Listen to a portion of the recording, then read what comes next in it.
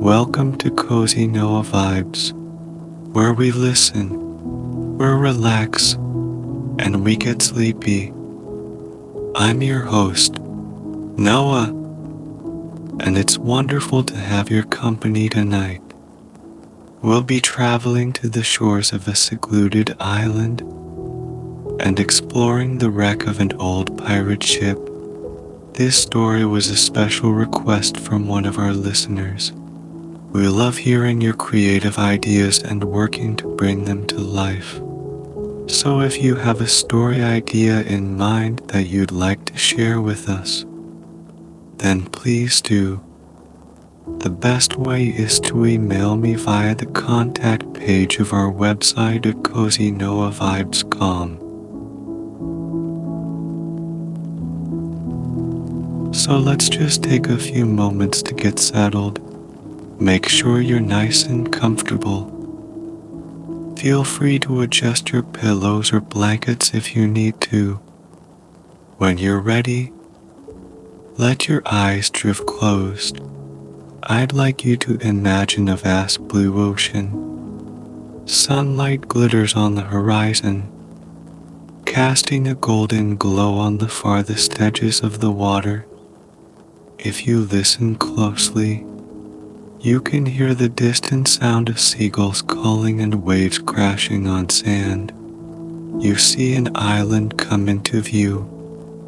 Palm trees and thick undergrowth cover much of the center, which is surrounded on all sides by white-yellow beaches.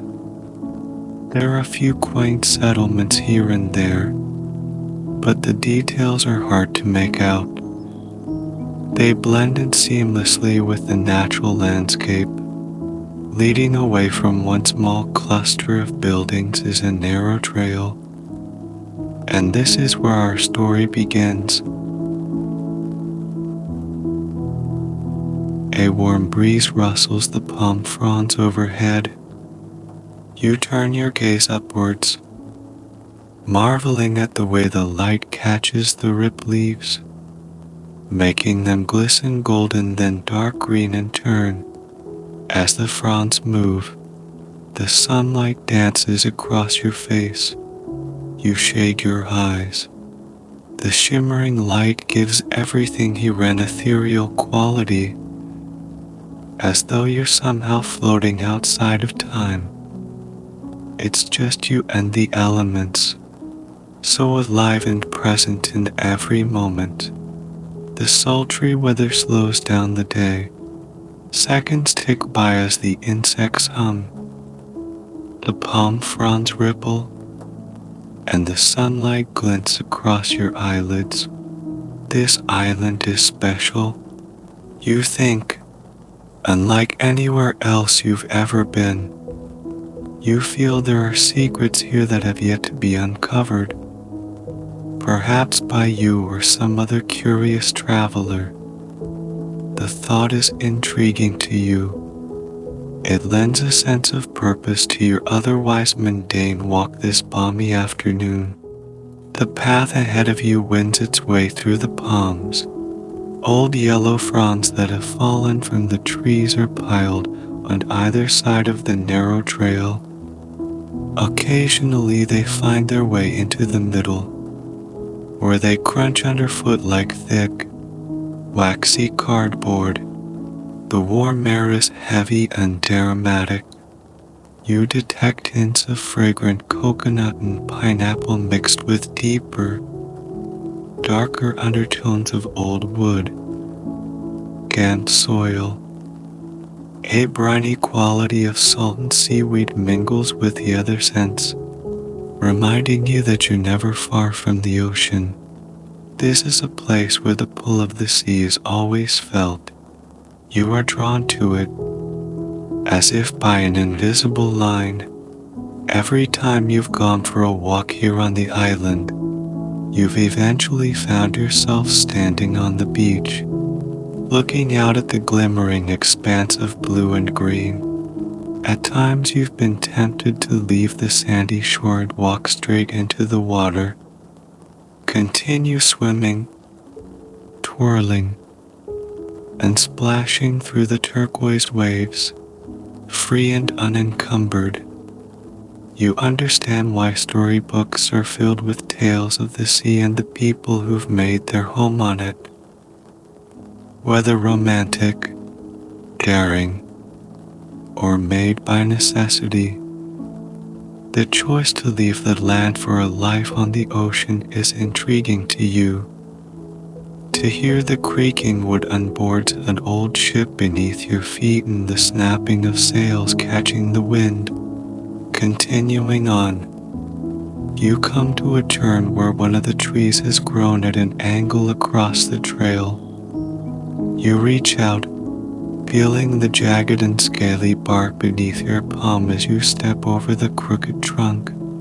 It reminds you that you are merely a guest here among these trees. They have seen countless others pass this way before and heard the crunching of many other footsteps and will continue to do so long after you are gone from this place. As you walk, you feel the gentle prickling of moisture on your skin. Days and nights are warm and humid, making you grateful for the occasional breeze that flows around you. As it tickles the back of your neck, you feel it beginning to cool you down. For a moment, your mind clears too, as if a dreamy haze has lifted, and you can see the sharper edges of the palm fronds. The vibrant greens of the tangled undergrowth fly buzzes past you. The sound is clear and true, as is the reverberating electric hum of the insects filling the trees with their song. Underneath it all, you can sense the rhythmic pulse of your own heartbeat. Close your eyes and focus on all the life sheltered from the hot sun here beneath the protective canopy of palms. Your heartbeat, the insect hum, a small animal moving in the distance, the call of a seagull. The breeze dies down and the dreamlike trance returns. The muddy warmth wraps itself around the trees like a blanket, hushing thoughts and sounds once again. It's you and the elements, alive and yet subdued. As you continue down the trail, your feet carry you over the gentle bumps and indentations along the path. Occasionally, you feel a palm frond crumple beneath your shoes, or a patch of loose dirt move slightly to one side as you pass.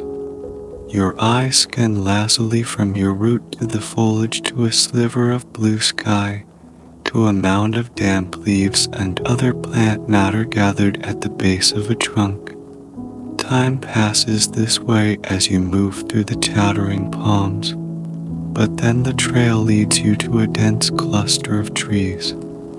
They are packed so tightly together that you can't see what lies beyond them. You pause here for a moment and wait for your other senses to take hold. Closing your eyes, you take a deep breath in. There's the familiar scent of pineapple and coconut, wet leaves, dirt, and seaweed, but the smell of brine is stronger here. You find your nose responding to the salt, and you can hear a new sound permeating the buzz of the palm forest, waves crashing on a sandy shore. You must be near the beach.